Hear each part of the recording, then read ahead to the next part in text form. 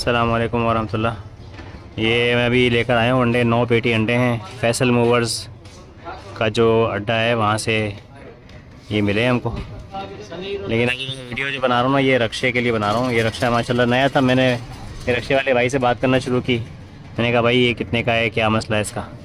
तो इन्होंने बताया यार ये 5 लाख रुपये का रक्शा है।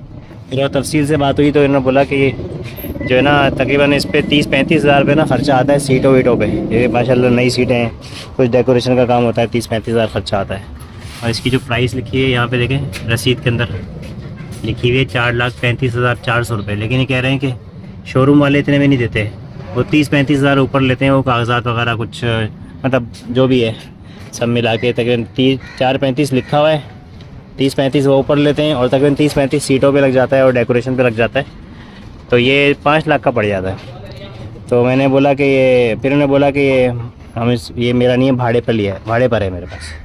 मैंने कहा भाड़ा कितना है, तो बताया कि भाई इसका भाड़ा जो है वो तकरीबन कोई मालिक 800 लेता है, कोई 1000 रुपये लेता है, मैं 800 रुपये देता हूँ।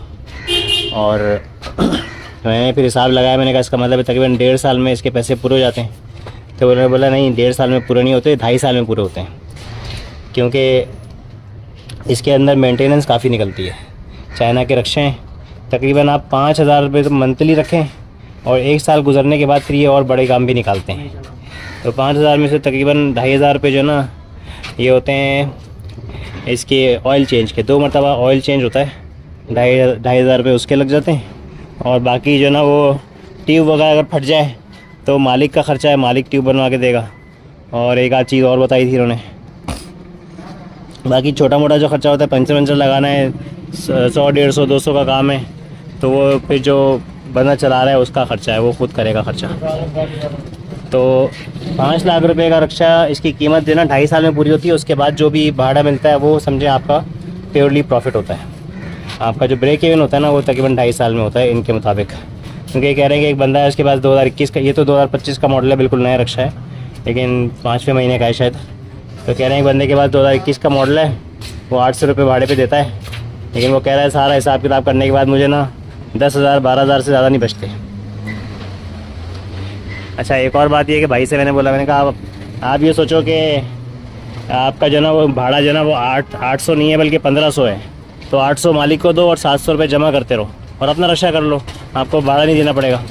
मैं बोला भाई मैं 2 रक्शा ख़रीद चुका हूँ, एक रक्शा तो मैंने बेचा था और एक रक्शा आपका छिन गया था। एक रक्शा भाई का बलोच कॉलोनी पे छिन गया था। 3 लाख कितने का लिया था आपने? जो छिन गया था? हाँ छिन गया था वो, जो 3 लाख का लिया था ना, वो बेच के फिर दूसरा ये लिया था 5 लाख। 5 लाख वाला छीना था आपका? हाँ, 5 लाख वाला छीना, FIR वगैरह करवाई, वो उल्टा पुलिस वालों ने। और जो ना वो कभी CCTV कैमरा के नाम पे 5,000, कभी किसी चीज़ पे 30,000 रुपये उधर भी दे दिए इन्होंने, लेकिन रक्षा बरामद नहीं हुआ। तो ये देखें, लॉ एंड ऑर्डर जब नहीं होता ना, अमन मान जब नहीं होता, ये शरीयत नहीं होती मुल्क के अंदर, तो गरीब आदमी कितनी भी मेहनत कर ले वो दोबारा ज़ीरो पे आ जाता है। मतलब कितनी मेहनत से 5 लाख का रिक्शा इन्होंने ख़रीदा होगा। बहरहाल मेरा तो मकसद ये था कि एक नया बिज़नेस आप लोगों के सामने ले आऊँ। ये भी एक बिज़नेस है।